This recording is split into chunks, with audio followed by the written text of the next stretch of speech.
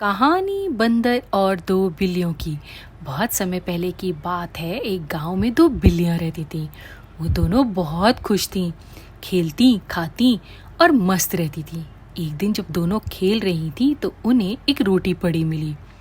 दोनों के बीच में इस बात को लेकर झगड़ा होने लगा कि ये रोटी किसकी है। पहली बिल्ली बोली कि ये रोटी क्योंकि पहले मैंने देखी है इसलिए मेरी है, जबकि दूसरी बिल्ली बोली कि ये रोटी मेरी है क्योंकि इसे पहले मैंने देखा है। जब दोनों झगड़ रही थी तो पास में एक पेड़ पर बैठा बंदर ये सब कुछ देख रहा था। बंदर को भी बहुत तेज भूख लग रही थी। तब बंदर के दिमाग में एक चाल आई। बंदर बिल्लियों के पास गया और उनसे पूछा कि क्या हुआ, तुम दोनों क्यों झगड़ रही हो। तब बिल्लियों ने उसे रोटी वाली बात बताई। बंदर ने कहा कि तुम झगड़ो मत, इसका बंटवारा मैं करूँगा।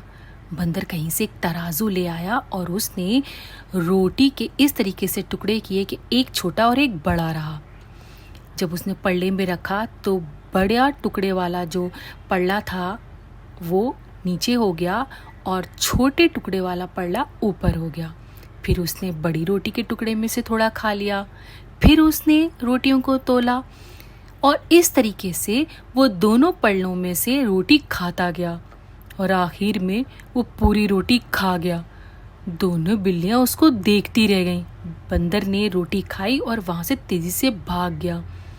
दोनों बिल्लियों को इस बात का बहुत पछतावा हुआ कि काश उन्होंने अपना झगड़ा खुद निपटा लिया होता तो कम से कम उन्हें रोटी तो मिल गई होती। तो इससे क्या सबक मिलता है कि दो लोगों के झगड़े में फायदा हमेशा तीसरे को मिलता है। इसलिए झगड़ा करना नहीं चाहिए और हमेशा अपने झगड़े को आपस में ही सुलझा लेना चाहिए।